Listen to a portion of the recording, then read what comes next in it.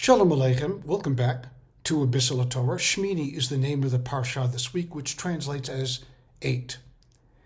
So what do we know about 8? Well, we know that the 7 numbers that precede it are the days of the week.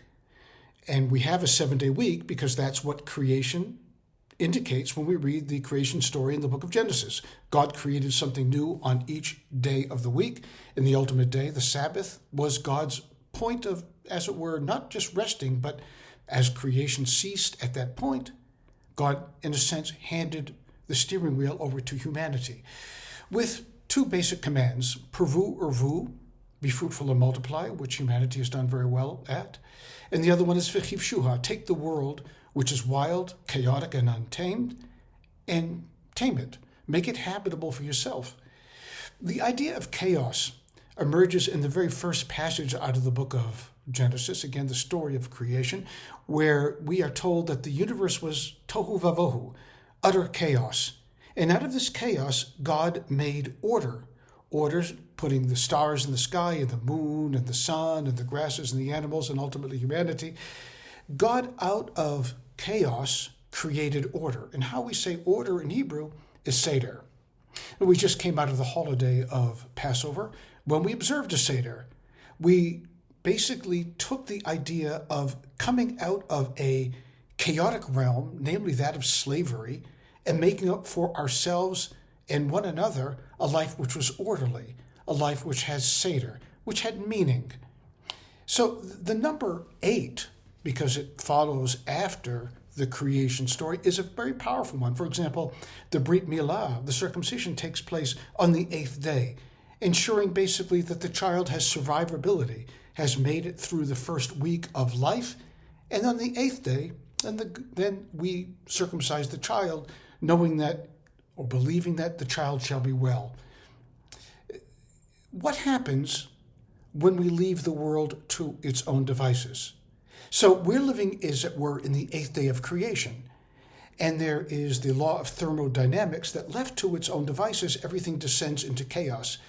True, and at the same time, perhaps there are exceptions to the rule.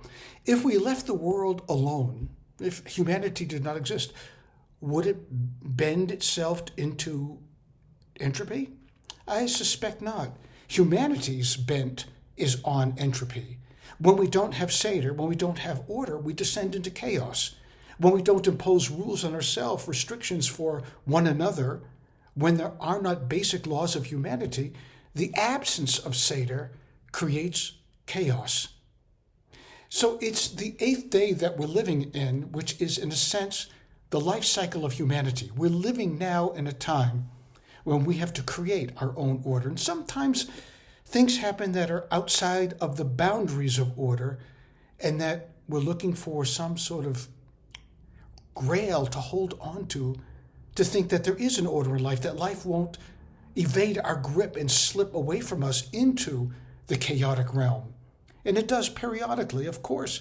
The Holocaust was a time of utter darkness, utter chaos, when the world, as it were, drew the curtain across morality and descended into blankness. And there are other times in history when this has occurred as well. So we have to fight against the laws of entropy and move continually towards Seder, Seder, and Seder. There is an episode in this week's Torah reading which again defies the idea of Seder. What is the worst thing that happened to an individual? We may argue about that, but certainly one of the worst things that could happen to any parent is to lose a child. And that's precisely what happens in the Torah reading this week. The 2 sons of Aaron take a liberty with the holy fire, and they're consumed by it. What does the father do? The Torah doesn't give us a whole lot of insight as to Aaron's reaction, except for 2 very powerful words: Vayidom Aaron, and Aaron was silent. Now, what could Aaron have done when the worst thing possible happens? What could he have done? He could have shaken his fist at heaven. He could have profaned the name of God. He could have walked away from his brother and his people and his sister and everything else that was sacred to him until this moment. But instead, Vayidom Aaron, he is silent. He resists the urge to fall into the grip of entropy, of chaos. Instead, he holds his tongue and yearns for a better day, tries to piece his life back together again. Now, I hope it never happens to you or anyone else in the world that they lose a child, but when things happen outside the boundaries of Seder, outside of order, that's when we're called upon to do the right thing, to believe in the right thing, to hold our principles up high, to elevate them, and to not forget that we have a higher level of living that we can aspire to, that we do not have to degrade ourselves, degrade the world, bring ourselves and everyone else down around us into the chaotic realm. Life is imperfect. And the best that we can do in life is to do our best and to remember who we are all the time. Remember our heritage, why were we created, and to think that there will be another day.